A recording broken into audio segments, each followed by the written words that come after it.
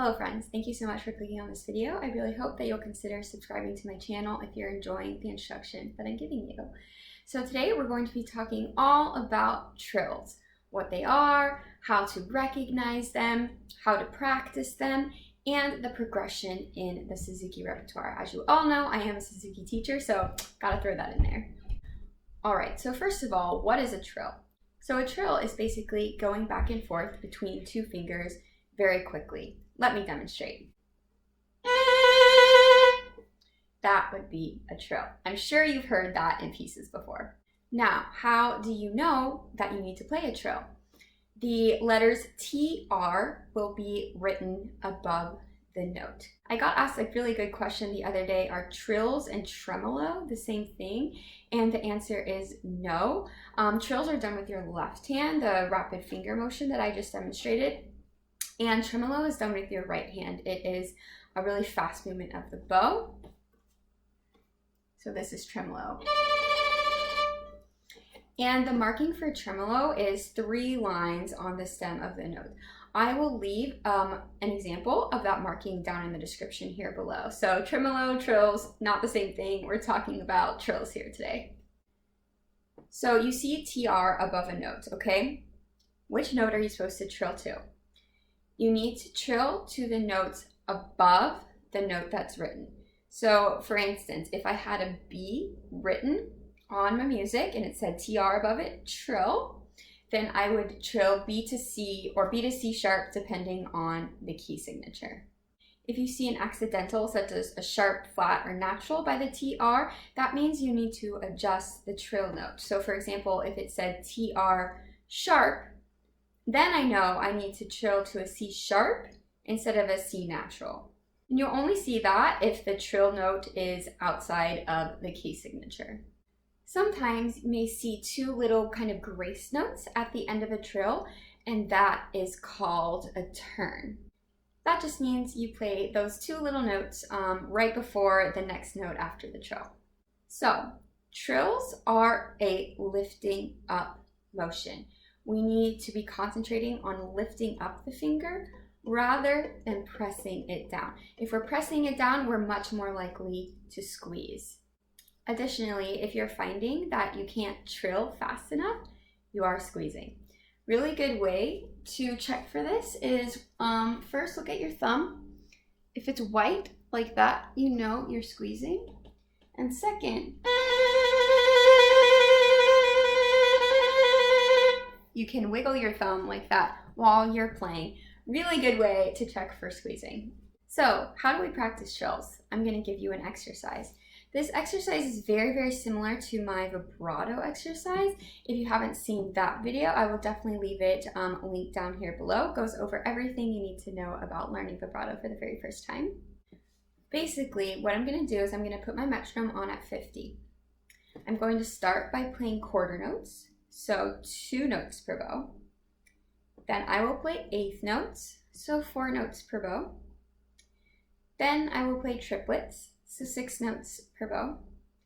Then I'll play 16 notes, so 8 notes per bow. Then I'll play sextuplets, so 12 notes per bow. Then I'll play 32nd notes, so 16 notes per bow. And then finally I will play it as fast as I can. I'll have my metronome on at 50, but you can adjust your metronome marking however you see fit. Maybe you want to go a little bit slower, maybe you want to go a little bit faster. And you can shorten the exercise a bit as well. If you can only go up to 16 notes, then just start there. So I'll play 2 bows for everyone. So here's quarter notes, 2 notes per bow.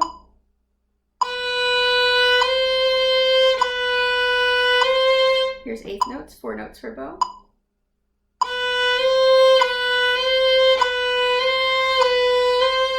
Here's triplets, 6 notes per bow.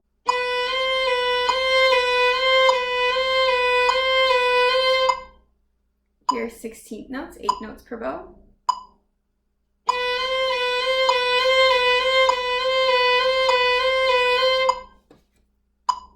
Here's sextuplets, 12 notes per bow.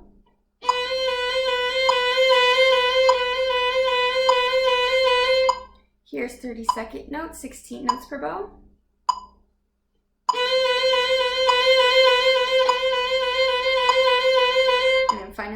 fast as I can.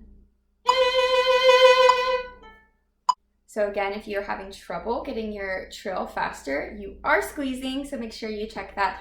Also, make sure you're not lifting your finger too high up off of the fingerboard. When I'm trailing really fast, my finger only moves a tiny bit up off the fingerboard, so really hovering right there. All right, now I'll demonstrate the whole exercise. Window stopping.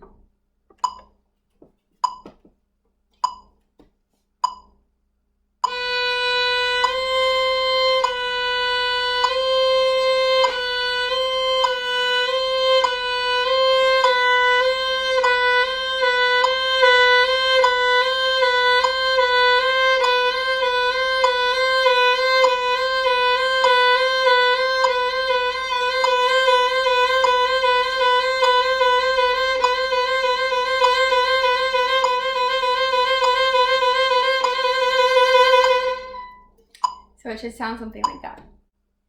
So now you know what a trill is, you know how to recognize it in music, you know that it's different from tremolo, and you know how to practice it. Let's talk a little bit about the progression of trills in the Suzuki repertoire. So the very first time we actually plant the seed of a trill is all the way back in Book 1, Minuet 3. We have this.